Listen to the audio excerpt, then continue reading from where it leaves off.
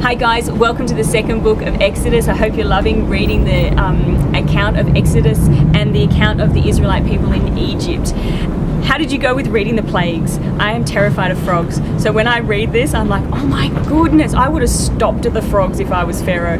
But how are you going reading all of these incredible acts and the mighty works that God did to get the people out of slavery? He will do mighty works to get you out of your prison and to get you out of situations that you've got yourself in. I love that about God. How are you going reading Moses and this incredible leader, this patient man I would have given up a long time ago? He keeps going. I love the fact that when we study Moses, he wasn't great with speech. He stuttered. They said he even says to God, look, I can't speak, let Aaron do it. And then he develops into this incredible leader.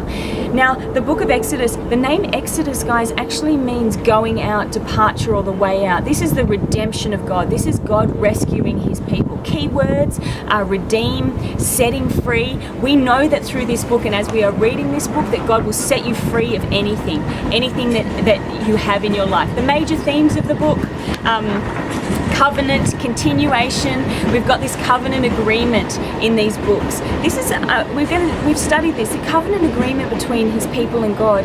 I love the fact that it continues throughout the whole Bible. God is faithful.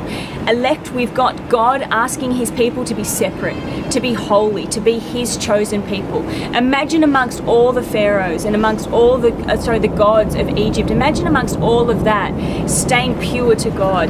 In amongst your world, how hard it is to stay faithful to God when all your friends are doing all of this sort of stuff, or when maybe your family don't believe. Stay faithful to the promises of God and he will rescue you and he will do mighty works and come and save you.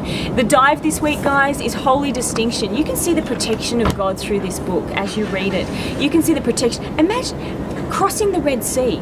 You're standing at a body of water that is absolutely massive, turning around, it's in a place of despair, and what does God say? That's fine, just use what's in your hand and walk across. I love that he will take everything he can to protect you and keep you safe. Deep dive this week is the 10 Commandments. As we read the book of Exodus, we are going to go through a couple of laws and stuff like that, so stick with it. Ryan's done a piece on the 10 Commandments for today. Have fun reading Exodus.